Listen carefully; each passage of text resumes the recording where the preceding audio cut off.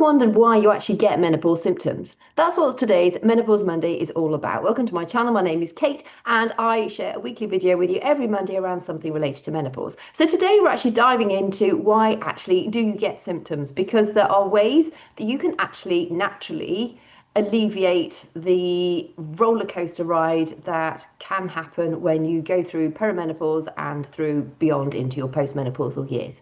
Now, if you're thinking, what on earth is happening to my body? What has happened to my body? You are not alone. It happens to the vast majority of us. But when you understand what's actually influencing your symptoms, then it makes it a lot easier to put yourself back in control, have a sense of empowerment over what is happening, and also help you make a considered choice over those things that you want to continue to do because you just enjoy doing them, and also knowing the impact that they're likely to be having on the menopause symptoms that you might be experiencing. Now, we all tend to experience some of the common ones like the brain fog, like the joint pain, like the hot flushes, like the night sweats. There are more unusual ones, like the very sore mouth. I had that. I hadn't even realised it was a perimenopausal symptom until I was way past menopause, and through my research and my studies I've realized that's probably what it was, because nobody could find anything wrong with my mouth at all. In fact, they all told me they hadn't ever seen quite such a healthy looking tongue.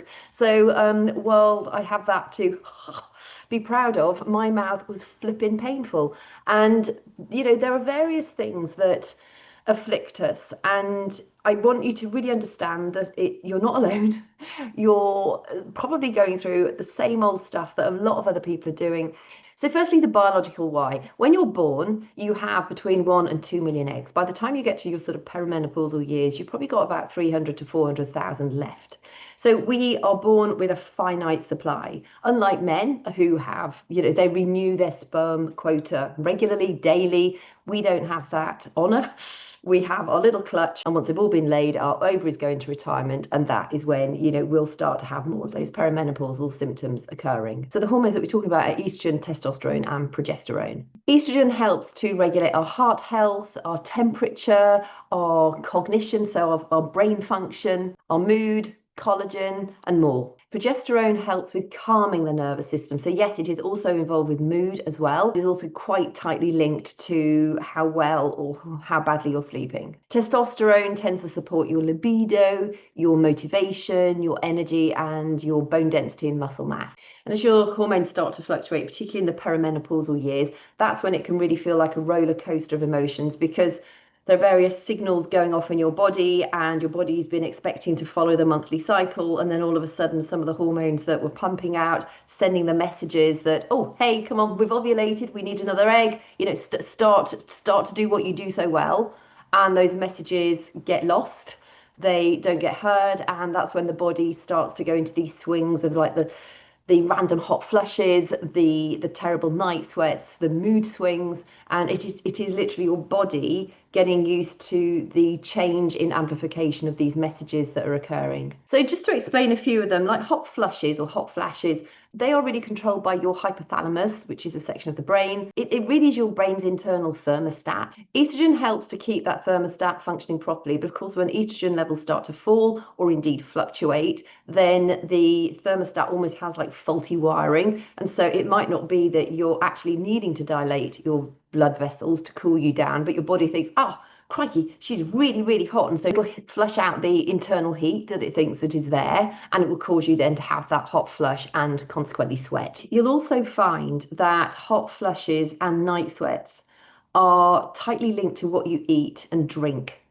Now, if you're thirsty, you might find that will trigger a hot flush. That happens to me. If I know I'm thirsty and I think about, oh, I'm thirsty, literally immediately, it's one of the few things these days that will trigger a hot flush. And if you're sort of further back down the line to where I am right now, as I've been postmenopausal for years, there are not many things these days that trigger a hot flush, which you might be relieved to hear, because in the early days, that was one of my main problems, as well as night sweats. They used to be absolutely horrendous. And by leaning into this entire subject and topic and trying to understand it myself so I could look after myself more effectively, I've learned so much over the years. And when you can track what you're eating and drinking, even if it's just for a short while, you'll become so aware in how those different foods and drinks impact you. So for me, like getting thirsty, immediate hot flush. You might find spicy food will trigger a hot flush. If you're eating sweet things like cakes, croissants, chocolate croissants, marmalade on your toast, artificial sweeteners, those may also be triggering hot flushes. Incidentally, also sugar, caffeine, and artificial sweeteners are absolute nightmares if you're struggling with joint pain or bone pain. And when, particularly if you're under a lot of stress, you'll find that those symptoms are magnified even more. So when you're tracking your food and drink, it really gives you a great indication. You think, oh, I had that coffee, and literally a couple of minutes later, oh, you can feel your thigh bones starting to ache. So track it. Okay, I had a coffee and made my thigh bone ache. If I don't have a coffee, do my thigh bones ache? Maybe not. You take artificial sweeteners, all of a sudden you can feel your joints aching in your thumbs and your ankles. Okay, what did I just eat? Ah, I had an artificial sweetener. So it helps you spot these things that actually happen literally pretty fast after you've consumed them. So then you can think, you're in that position to think, okay, well, do I want the joint pain? Maybe not. So I'll find a healthier alternative. And artificial sweeteners across the board, unless you've been advised by your medical provider to go onto artificial sweeteners because you're obese or you've got diabetes and you need to bring your insulin levels down. Artificial sweeteners in and of themselves are not the healthiest things. Fruit is healthier. Monk fruit sweetener is good. Stevia is a plant-based sweetener with no spike to the GI index, so it's going to keep your insulin levels safe. So do explore other options. And if you're not sensitive to various sugars, things like raw honey. There's nothing wrong with raw honey, so long as you're not eating loads of it. Even raw cane sugar, again, in a very small amount. Cane sugar's a plant. So I know there will be people say, oh, you shouldn't touch sugar at all. And if you're trying to recover from cancer, I would say cut all sugars out because cancer cells thrive on sugar. But if you're a relatively healthy individual and you just want to make a few tweaks, maybe lose a few extra pounds, you go for the natural foods rather than these artificial processed things. And just be mindful of tracking what you're eating and drinking. You don't need to do it for a long period of time. And in fact, I'm working on a mood and symptom tracker, which I will have available very soon. So if that's the sort of thing you would like me to let you know about, either drop your email in the comments below. And I know it's not the most private way of doing it. Or you could find me on Instagram. If you're on Instagram, Kate Hartley UK, that's where I am. You can drop me a private message there with your email and I can let you know when that is ready to go. I mean, I'm literally just doing the very last finishing touches. Plus, I've also created a menopause nutritional blueprint, which literally breaks down everything that you need to know in order to improve your symptoms through the menopause and what to eat to maintain a healthy weight, keep lean muscle, keep your metabolism boosted, etc. So again, if that's something that you would like to know a little bit more about, find me on Instagram or drop your email in the comments below this and I will make sure to keep you posted. They'll be available very, very soon. Mood swings and anxiety. Estrogen boosts the production of your feel-good hormones like serotonin and dopamine. Incidentally, 90 to 95% of your serotonin gets created in your gut. So always look after your gut health. Fermented foods, reduce the sugars, etc., etc., etc. Plenty of fiber because it feeds the healthy bacteria in your gut. Dopamine, 50% of that is created in the gut. So again, gut health is incredibly important. If you want to learn more about gut health, there is a brilliant book called Super Gut by Dr. William Davis. Ignore the complicated bacterial names. You don't really need to think, oh, I don't even know how to say that, and my eyes go gobbledygook when I look at them. But the whole concept and the information in that book could well be life transforming. So even if it's a little bit chewy to get through, I really recommend reading it or buy the audio version. That's what I've got. And I actually found that quite easy to understand and to listen to and just to digest. And you will learn so much about how to maintain a healthy gut and also prevent all sorts of these neurological disorders, which are much more closely related to the gut than I think we previously thought they were. And then as far as mood swings and anxiety go, also as you're going through perimenopause, your progesterone levels drop. And progesterone affects the amount of GABA in your system. GABA is a bit like your brain's handbrake. It slows down racing thoughts, it eases tension, it just gives you that sense of, yeah, I'm okay. So as those, as our estrogen and progesterone are falling or erratic, that's having a negative impact on our feel-good hormones, serotonin and dopamine related to estrogen, and GABA, which is related to our progesterone. And with lower progesterone, obviously that has that negative impact on GABA. GABA also helps us to sleep. So you might find that you're struggling with sleep through the perimenopause. Again, that's something that I really used to struggle with, more probably because of the hot flushes. But when I'm under stress, I can wake up and I have the palpitations, I have the hot flushes, I might have a little bit of a night sweat, and I get that racing, that fizzing. And this brings me on to stress in a moment, because your adrenal health is absolutely fundamental to the symptoms and why you experience symptoms through the menopause. There are some people, some medical people, that even go so far as to say that if you can manage stress effectively, you actually will not have any significant or indeed any symptoms related to the perimenopause. Estrogen, as estrogen falls, it also has a negative impact on your cognition, your memory, the clarity of your thoughts. You know it, but you just cannot retrieve it. It's like somebody's put the filing cabinet right in the dark, dusty, unlit part of the office, and you're blindfolded and you just cannot find the blessed thing until like 3 a.m. and then, oh, ping, you remembered what you were trying to look for, and actually it wasn't that important in the first place. Estrogen's like the Wi-Fi booster for your brain. It helps the neurons communicate effectively with each other. And while we talk about fatigue and estrogen, all the cells in the body have estrogen receptors, but you may be feeling particularly fatigued through your perimenopause. And that is also partly down to the lack of sleep, the broken sleep, but also the fact that the estrogen keeps the mitochondria in our cells, which are like the little powerhouses, the little batteries in our cells, running effectively. So you imagine your estrogen levels are falling or they're erratic. So some days you might feel more energetic than others. Eventually, as you get through postmenopause, everything does settle down again.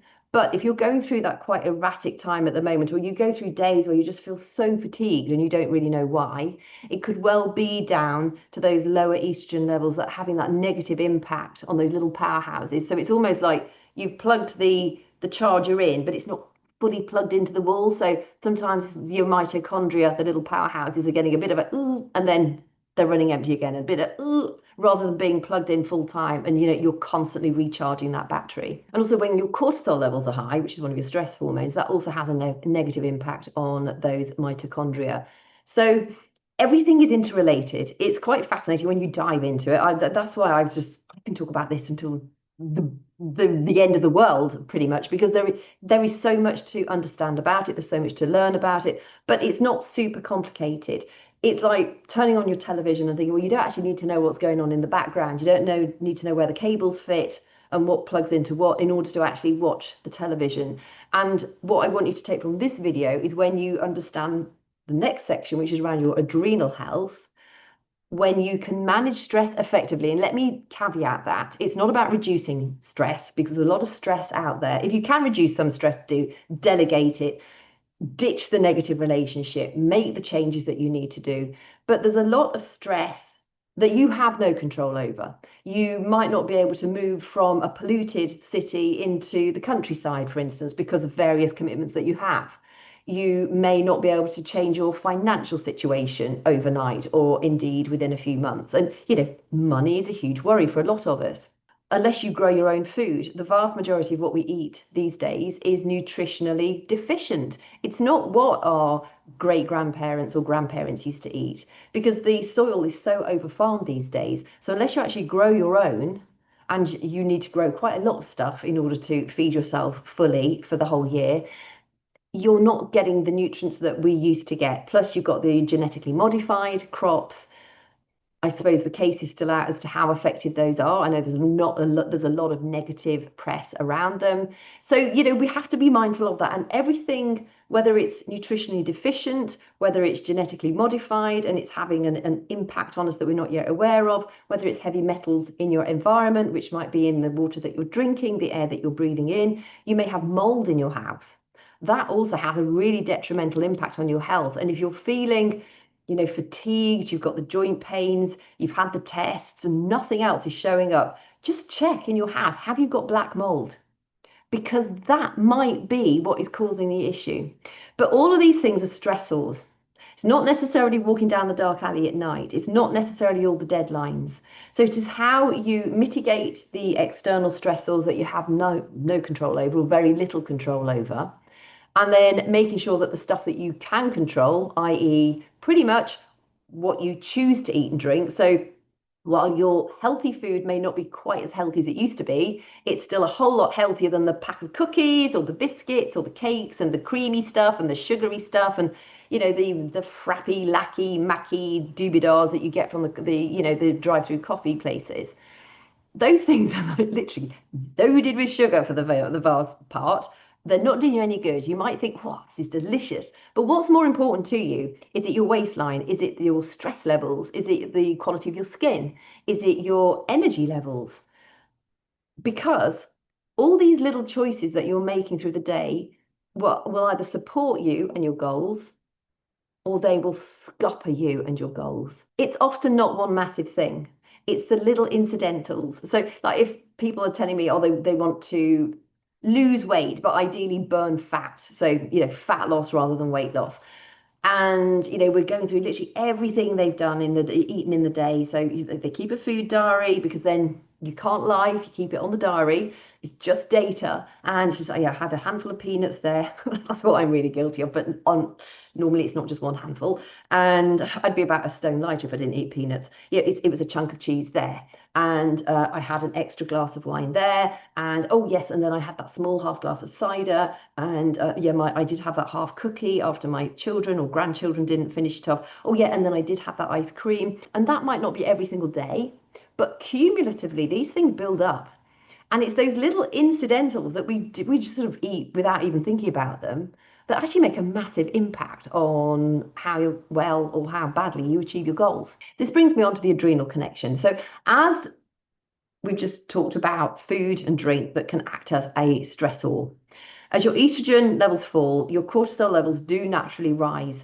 So as we go through the menopause and our ovaries, they've stopped producing eggs, they've gone into retirement. In a natural evolutionary way, your adrenal glands back up the job of the ovaries. Your adrenal glands sit on top of both of your kidneys. They pump out cortisol and adrenaline. When you go through perimenopause and into postmenopause and beyond, they actually secrete a small amount of sex hormones. We don't need the amount of sex hormones that we did prior to postmenopause because we're no longer able to have children. So our physical needs are actually changing and our bodies making the corresponding changes to support that. But when you're under long-term stress, your adrenal glands are already tired. And so when you think that they are already pumping out a little bit of cortisol, but they're already tired, they're already stressed, you're tired, you're stressed, they're supposed to be backing up the job of the ovaries, but they're finding it really hard to do because they're already tired, you're already tired and stressed. That is when you are likely to have much more severe symptoms. And you will find that the more stressed you are, the worse your symptoms become. So become aware of that link, because when you understand that link, it's phenomenal how much of an impact that can have on you. And I know that when my stress levels are low and when I'm living a healthy life, so I'm doing my strength training, drinking plenty of water, prioritizing sleep, eating the vegetables, making sure I've got enough protein, not eating the ultra processed foods, keeping away from the sugar. My symptoms, even though I'm postmenopausal now, literally vanish. But when I was going through perimenopause, my symptoms went down to pretty much negligible. It does work. So when you're aware of that stress link, that adrenal link, you know how to manage stress effectively. You probably know what you need to do. It's just about you making that shift in mindset to think, okay, well, actually, this is probably a lot easier than I think it's going to be. Maybe set yourself out a weekly challenge. So 1 week, you start to drink more water. The next week, you cut out your biscuits and replace them maybe with an apple or something else that's healthier, a plant-based food. Instead of having your snacks, you're eating whatever vegetables you like or fruit, plus maybe a mackerel fillet or whatever suits you, some pulled chicken breast, some salted edamame beans, whatever suits you best.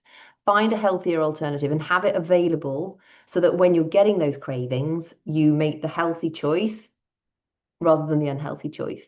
That will make such a huge impact on how you feel and also how you look on your body. Because I know a lot of the women that I talk to, they just don't want that fluff. And you do have more of a propensity to put weight on around the middle because of the changes in your cortisol. We have 4 times the amount of cortisol receptors around our belly than we do in other parts of the body, which basically means you have a much greater predisposition to gain belly fat. It's not something that you have to live with, but you just need to take action in order to mitigate that belly fat. There are some women that I know who are literally so lean and so strong. They went through their perimenopause, got to their postmenopausal years. They were significantly heavier than they wanted to be, and they'd never done strength training in the past, and they started, and they look phenomenal now. In just like a couple of years, it's amazing, depending what your starting point is. These ladies that I'm referring to were very heavy before they started. So wherever you're starting from, no, it's not too late. The other thing to bear in mind is when our cortisol levels are higher, higher cortisol stimulates our insulin, which is our fat storing hormone. So the more stressed you are, the more you're promoting stress in your body through the wrong food and drink choices, lack of sleep, etc. That is going to stimulate the retention of fat, the creation of fat, over burning fat. So what can you do? It's not about necessarily replacing your hormones, it's about reducing the impact on your body from stressors. So firstly, prioritize rest and repair. Get to bed earlier probably than you are doing already. Allow yourself to have a really good night's sleep and get into the habit of it. You might think, oh, it's so boring going to bed that early. But again, what are your goals? I know when I got really bossy with myself over my sleeping habits and just brought it forward sort of 45 minutes or so, my going to bed time, my sleep improved so much, but I also felt so much more relaxed. And there's a lot out there to be said for the hours before midnight are so much more important than the hours after midnight. I mean, they're both important, but if you can get to bed earlier, it will have such a profound impact. Even if you sleep the same amount of hours, so, between going to bed at 11 through till, say, 7 or 9 through till 5, you'll be so much more productive that other day when went to bed at 9 and you got up at 5. That's the sort of routine I tend to follow. If I go to bed anything after 11 o'clock, I am literally toast the next day, even though I might have slept the same amount of time, which is rare because I do wake up naturally early. But I can get to bed at 9, be asleep by 9:30, but up at 5, and I feel really productive. I feel like I've slept well, and I feel, most importantly, just peaceful and relaxed in my mind. Secondly, is get your strength training started if you've not done so already. And if you are doing it, brilliant, and make sure that you maintain it. The reason for strength training is not just the aesthetics. It helps to boost your metabolism. Muscle does burn more calories. It keeps your bones strong. It gives you a bit more confidence because, let's face it, we all want to feel leaner, stronger, and healthier. And also when you're contracting your muscles, it actually directly takes glucose out of the bloodstream. So if you're diabetes 2 or pre-diabetic, strength training is really going to help you reduce that insulin level in your body so that you can improve your sensitivity to insulin. So strength training also is great for your gut health, which is incredible for your mental health and your hormone balance. It also secretes myokines, which are known as hope molecules. It's great for your mental health. So if you're stuck in that situation of, I'm so fatigued, I just feel vile, I don't know where to start, I don't know what to do, I hate myself, I look at myself and it's just like, bleh, I feel myself and it's just like, strength train. Because you will start to feel the difference in your body within probably a week to 10 days. You'll probably have sore muscles immediately after your workout or the day after your workout, but you'll start to feel, when you sit down on the toilet, you'll think, oh God, my legs are starting to feel really strong. And you'll start to notice that body recomposition. So your tummy's going to be starting to go in. You'll feel stronger just around, around your middle, your core area. And Probably within, I mean, fat loss has something to do with how well you see your muscles, but you will start to see muscle tone developing probably within about 4 weeks. So you'll feel it first and then you'll start to see it. But of course, the more muscle tone that you have, it pumps up underneath your skin, so it gives you a nice shape. But it's like I'm saying, it helps you to burn calories. So even if you change nothing at all, because you're burning more calories, you are going to be becoming slightly leaner. And if you can combine that with healthy nutrition and healthy hydration, imagine how great you're going to feel. And work on a sort of weight loss, fat loss of around about 2 pounds a week. That's healthy. You can maintain that. You're not going to nuke your metabolism by starving yourself. We were brought up in that generation to think skinny is fashionable. It's not at all. Skinny is not healthy. And you want to be focusing on lean muscle. So that might mean that eventually you weigh heavier, particularly if you're sort of within 10 pounds of a healthy-ish weight. When you start to build lean muscle, it'll take up less space than fat, but you might actually weigh a little bit heavier on the scales. So I do recommend not to, unless you've got like smart scales and then you can track your muscle mass, your body composition, etc. Those are quite helpful.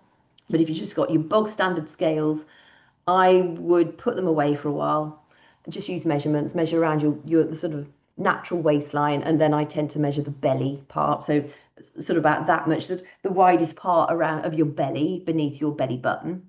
And then you'll be able to track those measurements, and those are going to be indicative of all around your body. But that gives you a really good, easy way of tracking your progress. But most importantly, you're going to feel so much happier. You will feel more alive. When you exercise, you're actually fueling up those mitochondria, those powerhouses in your cells. So while you might feel tireder at the end of the day because you've exerted yourself, it'll be a happier, healthier kind of tiredness. It'll be like a tiredness where you earned that tiredness. It won't be like the slow fatigue that creeps up on you through the course of the day. So, I mean, I say it in pretty much every single episode. And the reason I say it in pretty much every single episode is because it is such an important foundation to a healthy latter life.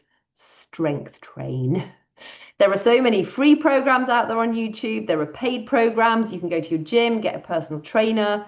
And if you say, oh, God, I hate strength training, again, that's another mindset thing. What are your goals? Because if you do not strength train, you are likely to put weight on and you are likely to suffer with brittle bone disease, osteoporosis. Because it's not like we suddenly get osteoporosis as we go through perimenopause, but what happens is the turnover of the cells that gobble up bone cells, so the bad cells, for instance, so the osteoclasts are the ones that gobble up the dead bone cells and other stuff. And the osteoblasts there are bone building cells. But the problem is we don't have as many of those. They're not as active as we get older. So the activity is in the ones that are gobbling up cells, not so much in the ones that are actually filling in the cracks and the little holes. Bone is a living tissue. It is constantly renewing itself. That's like when you break a bone, you splint it, you might be in plaster for a while, and then they don't put glue in there. The bone, the cells, the blasts build up the new bone in there, which is why then you can take the plaster off and hopefully you've got a fully healed bone. That is why it is so important to strength train. Because when you're holding weights or using weights, that might be bands as well. It could be body weight too. But focus eventually to moving on to weights. You're weighing heavy or you're holding weights against the gravity, which are in and of themselves helping to make your bone tissue more dense. And then as you're building muscles, they pull on the bones, and that in and of itself helps to strengthen the bones as well. So strength training is beneficial on so many different levels: your mental health, your gut health, your physical health, your confidence, your energy levels, your insulin levels, stress management. So do start it. And here's a final thing I really want you to take away from this is If we're lucky enough to get to our menopausal years, I really see this menopausal transition as a way of getting rid of the fluff. Not necessarily the fluff around your middle, we've covered that bit, but the other fluff, the relationships that are no longer serving us, the jobs that we hate, the rubbish that we tend to tolerate throughout our lives. Because, yes, you might have a few more mood swings, you might become more irritable or frustrated or angry. But why are you becoming more irritable, frustrated, and angry? Often that points to something that you've been putting up with for quite a while. But now you're getting to that stage where you're thinking, actually, it's driving me nuts. How about removing the source of the thing that's really driving you nuts, rather than you trying to mediate yourself all the time, thinking, oh, I really should be more patient. Maybe you shouldn't. Maybe just get rid of the root source of the frustration. And I think as we get to midlife and beyond, it is I mean, I call it rewilding. I think it's an incredible opportunity for us to just take stock of where our lives are at, clean out the stuff that no longer serves us, and go forward with a life on our terms. A, it's becoming less patriarchal. It is still patriarchal, but it's less patriarchal. B, there is a growing community of us women out there becoming bolder, sharing our stories more, connecting more. Because don't you think, I mean, when you're a younger woman, it's just like, oh God, oh, she's a girl, she hates me.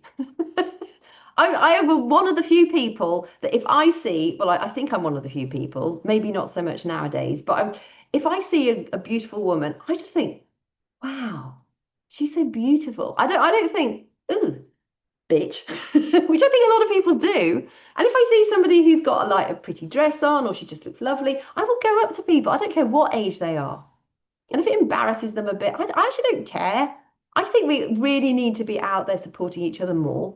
I remember there was this elderly lady that came out of a patisserie shop not long ago in near to where I live, and she just looked fabulous. She got a little dress on, and she'd made a little bit of an effort. But most important, she just looked healthy. She radiated. And I said to her, I said, you have got the most fantastic smile. Because we sort of smiled at each other as we went through the shop doorway. And she goes, my goodness, thank you. You made my day. Nobody's ever said that to me before on the street. She's like, well, they should say it to you more often. And you could see it truly touched her. And as well as it truly touching her, it made me feel even happier because she really appreciated me saying that. I think sometimes you can say something to someone and they're just like, it's like if you hold the door open for somebody, it's just like, I didn't hold the door. I don't need the door holding open for me. I can do it myself. It's like, okay, well, it's up to you. Stress moderation. But I do think we should look after each other. I think we should celebrate each other more and be much more open about it. And I think that is one of the beauties of midlife is you kind of lose those shall I, shan't I vibes, and you just think, yeah, I'm going to. And I really encourage that, yes, I'm going to attitude, because it's amazing how it can transform your life. And it's a bit like decluttering your house. You get rid of the rubbish, and it's just like, wow, this is brilliant. Well, try the same thing in your life, because I think you'll find it even more energetically cleansing and calming and just reinvigorating. So menopause really isn't a failure. It's more a recalibration. It's about making a few changes to support where you are in life. And the things that you used to do may no longer be working for you, like the heavy duty cardio. It's probably not working that well for you. Intermittent fasting may not be helping you get to your goals any longer either. I love intermittent fasting, doesn't support my goals anymore.